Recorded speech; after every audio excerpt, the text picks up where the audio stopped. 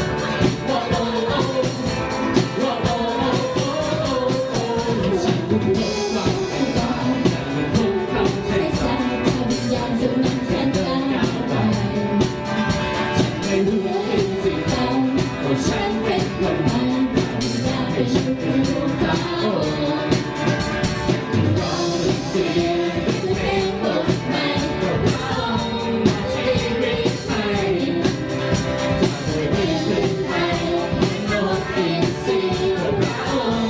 ไม่มีเสรี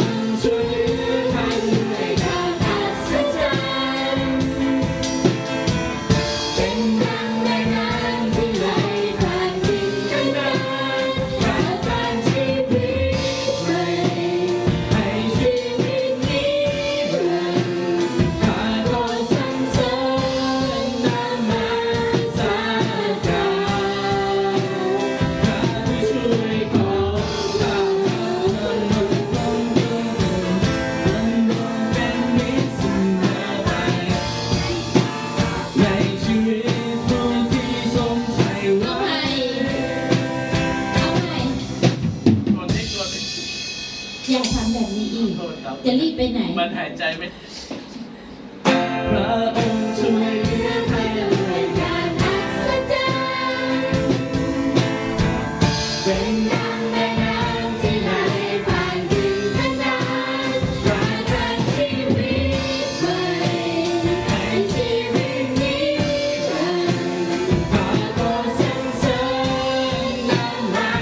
สการพระผู้ช่วยของข้าเป็นคนของพระองค์ดำรงเป็นนิจเสมอไปในชีวิตผู้ที่ทรงไถ่ไว้พระองค์ช่วยเหลือข้าด้วยการอัศจรรย์เป็นดังแม่น้ำที่ไหลผ่านทินแดนประทานชีวิตใหม่ให้ชีวิตนี้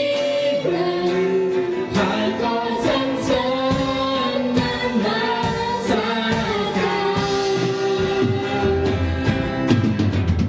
พระองค์ช่วยเหลือข้าด้วยการอัศจรรย์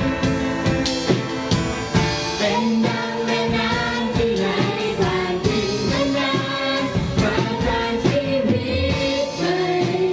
ให้ชีวิตนี้รันดร์ข้าก็สรรเสริญนมัสการพระช่วยของ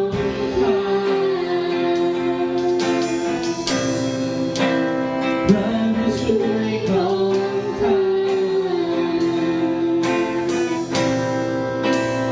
พระผู้ช่วย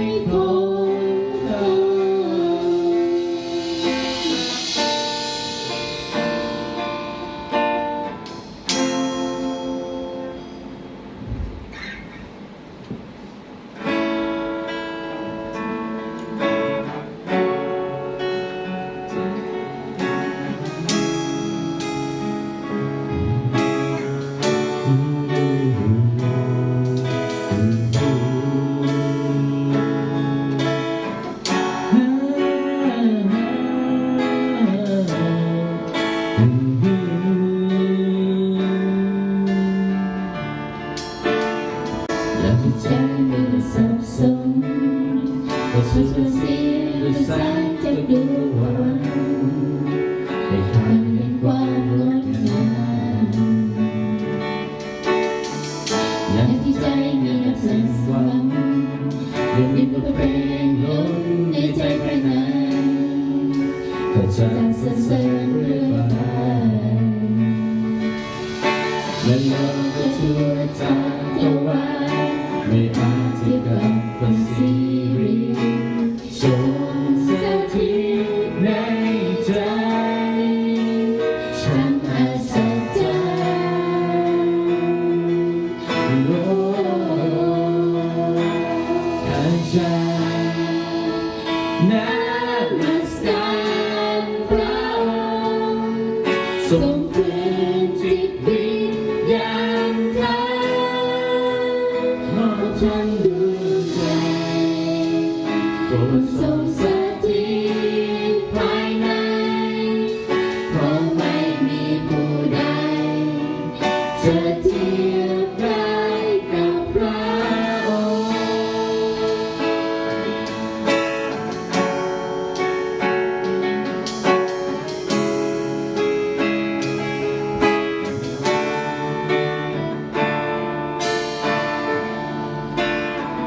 อย่างที่ใจยังสับสน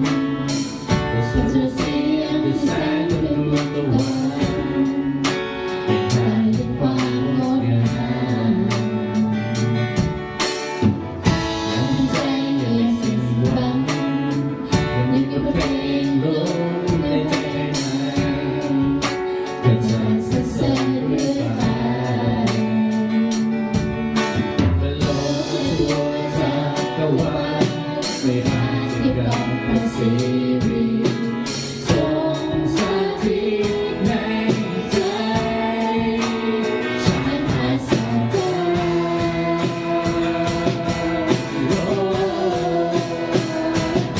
อาจารย์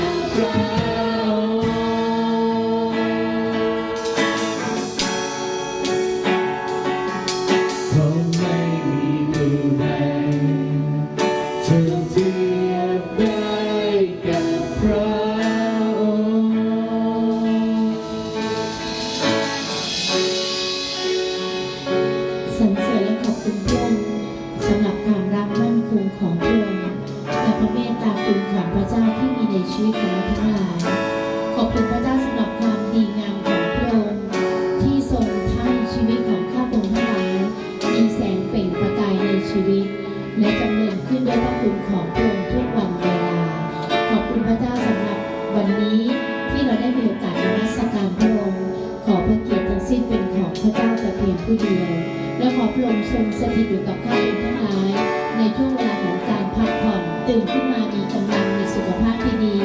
มีความพร้อมที่จะปฏิบัติรับใช้พระองค์ขอถวายเกียรติแด่พระองค์ด้วยสุดชีวิตสุดกำลังสุดความสามารถที่มีพระองค์จึงสรรเสริญและขอบพระคุณพระองค์อธิษฐานในพระนามของพระมหาเยซูคริสต์เจ้าอาเมน